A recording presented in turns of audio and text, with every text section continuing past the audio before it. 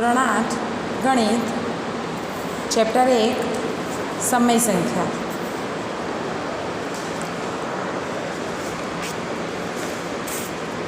પહેલું પ્રકરણ છે સમય સંખ્યા। આપણે આગળના દિવસમાં સમય સંખ્યા કોને કહેવાય, સમય સંખ્યાના ગુણધર્મો તે આપણે શીખી ગયા। સમય સંખ્યાનો સંવૃત્તાનો ગુણધર્મ, ક્રમનો ગુણધર્મ અને જૂથનો ગુણધર્મ, કઈ કઈ ક્રિયામાં ધરાવે છે અને કઈ કઈ ક્રિયામાં નથી ધરાવતું તે આપણે આજ શીખી ગયા। હવે આજે આપણે શીખવાનું છે વિરોધી સંખ્યા અને વ્યસ્ત સંખ્યા। હવે આ બંને વસ્તુ શીખતા પહેલાં તમે 7મા ધોરણમાં શીખી ગયા છો તટસ્થ સંખ્યા એટલે શું। હવે જો સરવાળાની તટસ્થ સંખ્યા 0 એ તમને ખબર જ હશે। તટસ્થ સંખ્યા એટલે એવી સંખ્યા કે સરવાળામાં એને ઉમેરતા તેના મૂલ્યમાં કોઈ ફેર પડતો નથી। જેમ કે જુઓ, 5માં આપણે 0 ઉમેરશું તો જવાબ 5નો 5 જ રહેશે। ઋણ 4માં 0 ઉમેરીશું તો જવાબ રહેશે ઋણ 4। એવી જ રીતે 13માં 0 ઉમેરીશું તો જવાબ રહેશે 13। આમ 0 એ સરવાળા માટે તટસ્થ સંખ્યા છે, ગુણાકાર માટે નહીં। તમે કોઈ બી સંખ્યાને 0 વડે ગુણશો તો જવાબ 0 થઈ જશે, એટલે 0 એ સરવાળાની તટસ્થ સંખ્યા છે। એવી રીતે ગુણાકારની તટસ્થ સંખ્યા છે 1। કોઈ બી સંખ્યાને 1 વડે જ ગુણો, જેમ કે 5ને 1 વડે ગુણીશ તો જવાબ આવશે 5। ઋણ 4ને 1 વડે ગુણીશ તો જવાબ આવશે ઋણ 4। 13ને 1 વડે ગુણીશ તો જવાબ આવશે 13। આમ 1 એ એવી સંખ્યા છે જેને કોઈ પણ સંખ્યા વડે ગુણતા તેના મૂલ્યમાં ફેર પડતો નથી। આમ ગુણાકારની તટસ્થ સંખ્યા કહેવાય 1, સરવાળાની તટસ્થ સંખ્યા 0, ગુણાકારની તટસ્થ સંખ્યા 1। હવે આપણે શીખવાનું છે વિરોધી સંખ્યા। હવે તમને ખબર છે વિરોધી એટલે ઓપોઝિટ, એના કરતાં બિલકુલ ઊંધું। હવે જુઓ, 1ની વિરોધી છે ઋણ 1, 2ની વિરોધી છે ઋણ 2, 3ની વિરોધી છે ઋણ 3, 4ની વિરોધી ઋણ 4। હવે આ કેવી રીતે શક્ય થયું? હવે હું તમને કહું, જો કોઈ પણ જે બે સંખ્યાઓનો સરવાળો કરતાં જવાબ 0 આવે તે બે સંખ્યાઓને એકબીજાની વિરોધી સંખ્યા કહેવાય। હું તમને એક ઉદાહરણ આપું, જુઓ। હવે હું 2ની અંદર ઋણ 2 ઉમેરીશ તો આ વત્તા ઓછા શું થઈ જશે? ઓછા, એટલે 2 ઓછા 2 બરાબર 0। 4ની અંદર ઋણ 4 ઉમેરીશ, 4 વત્તા ઓછા ઓછા 4, 4માંથી 4 જાય તો 0। સમય સંખ્યા લઈએ, 2/3માં ઋણ 2/3 ઉમેરીશ તો આ વત્તા ઓછા ઓછા, એટલે 2/3 ઓછા 2/3 એટલે 0 આવ્યો। એટલે 2 અને ઋણ 2 એવી સંખ્યા છે કે જેનો મેં સરવાળો કર્યો તો જવાબ આવ્યો 0। એટલે આ બંને સંખ્યા એકબીજાની વિરોધી સંખ્યા કહેવાય। એટલે 2ની વિરોધી સંખ્યા શું કહેવાય? ઋણ 2। 4ની વિરોધી સંખ્યા શું કહેવાય? ઋણ 4। 2/3ની વિરોધી સંખ્યા શું કહેવાય? ઋણ 2/3। હવે હું તમને એક સંખ્યા આપું, આપણે એક સંખ્યા લઈએ 5। હવે તમને આવડે 5ની વિરોધી સંખ્યા કઈ? 5માં એવી કઈ સંખ્યા ઉમેરીશ તો સરવાળો 0 થશે? ઋણ 5। 5ની અંદર ઋણ 5 ઉમેરશો તો જવાબ આવશે 0। એટલે 5 અને ઋણ 5 એ એકબીજાની વિરોધી સંખ્યા છે તેમ કહેવાય। એવી રીતે 7ની વિરોધી શું થશે? ઋણ 7। 9ની વિરોધી શું થશે? ઋણ 9। એટલે તમને આપેલી સંખ્યાની વિરોધી સંખ્યા શોધતા આવડે। હવે આપણે શીખીએ વ્યસ્ત સંખ્યા।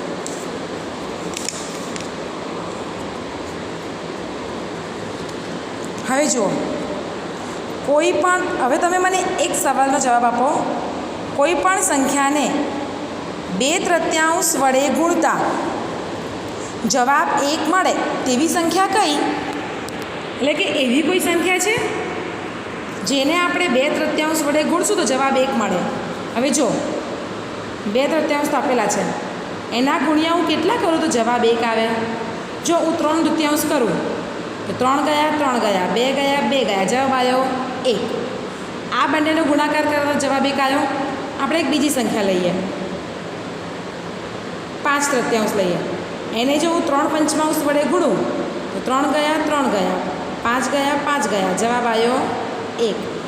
આમ એવી બે સંખ્યાઓને ગુણવાથી જવાબ 1 આવે તો તે બે સંખ્યાઓને એકબીજાની વ્યસ્ત સંખ્યા કહેવાય. હવે જો 2/3 ને 3/4 વડે ગુણીશ તો જવાબ 1 આવશે. 4/5 ને 5/4 વડે ગુણીશ તો જવાબ 1 આવશે. 2 ને 1/2 વડે ગુણીશ તો જવાબ આવશે 1. 3 ને 1/3 વડે ગુણીશ તો જવાબ આવશે 1. એટલે એવી બે સંખ્યા જેનો ગુણાકાર કરતાં જવાબ 1 આવે. હવે જો તમને એક સાદું ઉદાહરણ શીખવાડું. આપણી પાસે સંખ્યા છે 5/7. હવે જો આને કહેવાય અંશ, આને કહેવાય છેદ.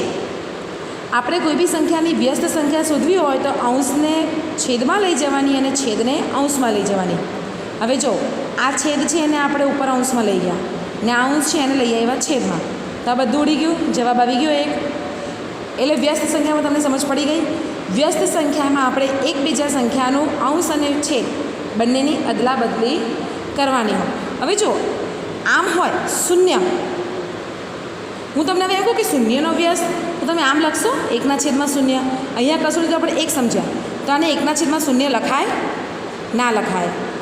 જ્યાં કોઈ સંખ્યામાં છેદમાં શૂન્ય આવે તો એ સંખ્યા અવ્યાખ્યાયિત થઈ જાય છે. એટલે એક વસ્તુ હંમેશા યાદ રાખવાનું, શૂન્યનો કોઈ દિવસ વ્યસ્ત મળતો નથી. હવે તમારે 3નો વ્યસ્ત શોધવો હોય તો 3/છેદમાં કશું નથી, તો આપણે શું મૂકીશું? 1. એટલે આનું વ્યસ્ત કરશું તો આને ઉપર લઈ જઈએ અને 3ને નીચે લાવીએ ને આ બંનેનો ગુણાકાર કરીએ તો 3 ગયા અને 1 ગયા. જવાબ શું આવ્યો? 1. આમ કોઈ પણ સંખ્યાનો વ્યસ્ત સંખ્યા એટલે આમ જે બે સંખ્યાને ગુણવાથી જવાબ 1 આવે તો તે બે સંખ્યાઓને એકબીજાની વ્યસ્ત સંખ્યા કહેવાય. એટલે આજે આપણે મુખ્ય 2 વસ્તુ શીખ્યા, એક વિરોધી સંખ્યા, વ્યસ્ત સંખ્યા. હવે હું તમને એક કિંમત શોધોનો વિરોધી સંખ્યા અને આગળ તમે શીખી ગયા બધા અલગ અલગ ગુણધર્મો. આ અલગ અલગ ગુણધર્મોનો ઉપયોગ કરીને આપણે એક દાખલો ગણવાનો છે. હવે જુઓ, હું તમને એક દાખલા વારાફરતી શીખવાડું છું અને આ જે દાખલા હું શીખવાડું એ જ રીતના દાખલા હું તમારે હોમવર્કમાં આપીશ, જે તમારે કરીને આવવાના છે. હવે જો હું તમને દાખલા પહેલાં શીખવાડું. અહીંયા શું હેડિંગ મારેલું છે? નીચે આપેલ સંખ્યાની વિરોધી સંખ્યા શોધો. હવે જો આ 3/4 છે, આની વિરોધી સંખ્યા મેં તમને આગળ શીખવાડ્યું એમ 3/4ની વિરોધી સંખ્યા શું આવશે? √3/4. આ બેનો સરવાળો કરશો તો જવાબ 0 જ આવશે. 5/7ની વિરોધી સંખ્યા શું થશે? √5/7. 9/7ની વિરોધી સંખ્યા શું થશે? √9/7. હવે નીચેના દાખલા. નીચે આપેલ સંખ્યાની વ્યસ્ત સંખ્યા શોધો. જો √13 આની વ્યસ્ત શોધવાની છે. વ્યસ્તમાં અંશ છેદની અદલાબદલી કરવાની. અહીંયા કશું નથી શું સમજવું, નામ લખાય આપણે √13/1. તો એની સામે વ્યસ્ત સંખ્યા શું થશે? 1/13. આ ઋણનું ચિહ્ન ઉપર જ રાખવાનું. એટલે આની સમય સંખ્યા થઈ √1/13.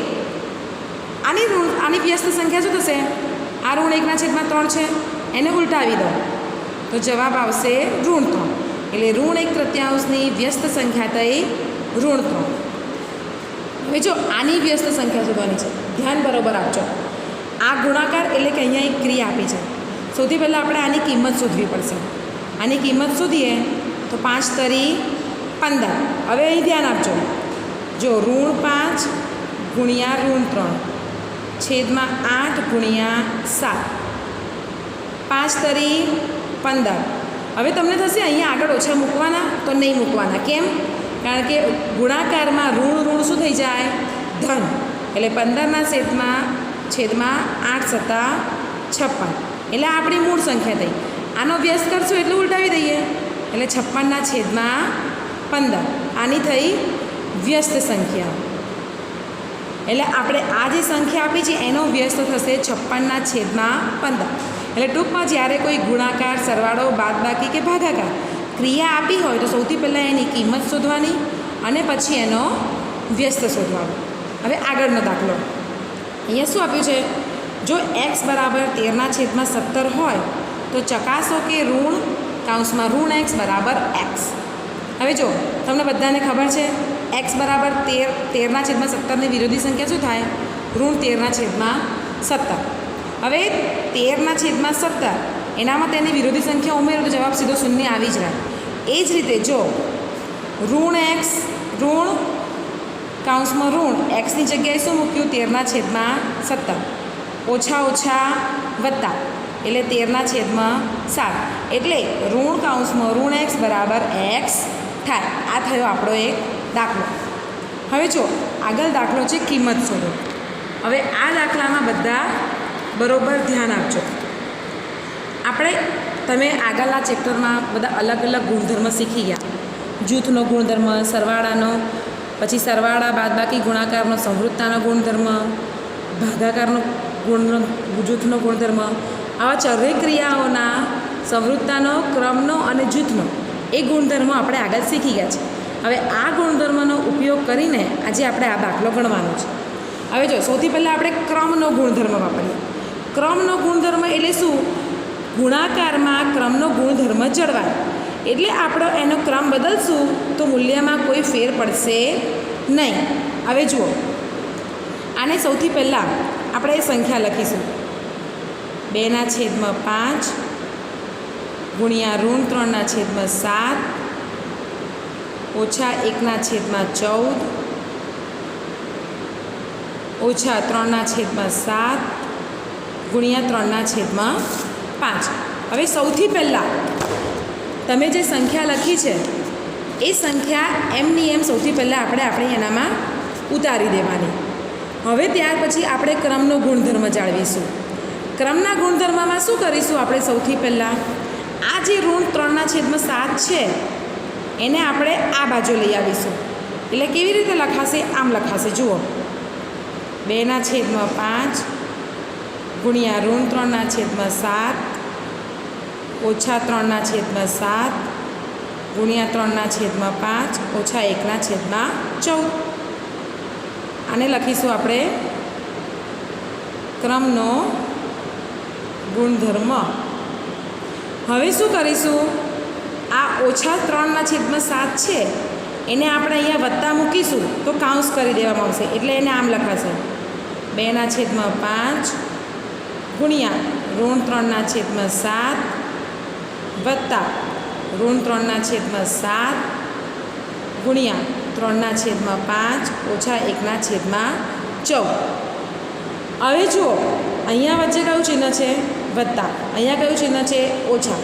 હવે આપણે આ પદ અને આ પદ લઈએ તો આપણે સરવાળામાં જૂથનો ગુણધર્મ ધરાવે છે.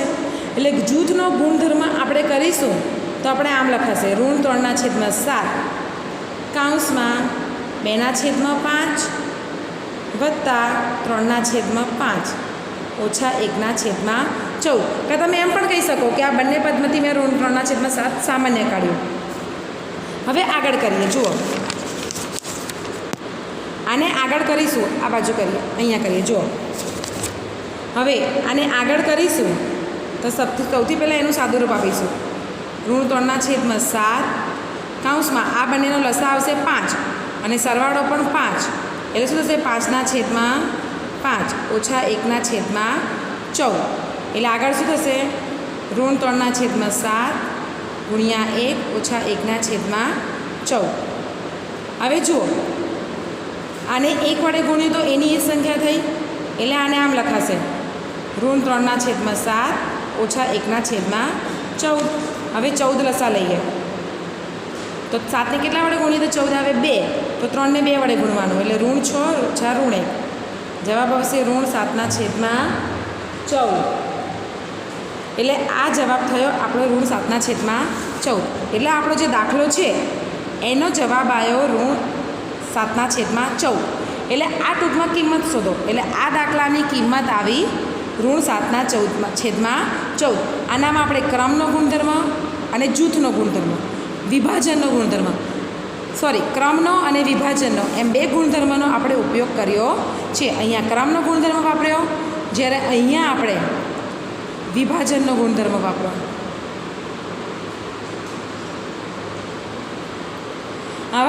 હવે જુઓ, વિરોધી સંખ્યાના દાખલા, વ્યસ્ત સંખ્યાના દાખલા અને કિંમત શોધોના આ 3 દાખલા મેં તમને શીખવાડ્યા છે. હવે આવા જ 3 દાખલા હું તમને હોમવર્કમાં આપું છું જે તમારે કરવાના. જો તમને સમજ ના પડે તો મને પૂછી શકો છો. આ રહ્યા. આ દાખલા તમારે ઘરેથી કરવાના છે. હું તમને ફોટો પાડીને મોકલીશ, એ દાખલા તમારે ઘરેથી કરી દેવાના છે. Thank you.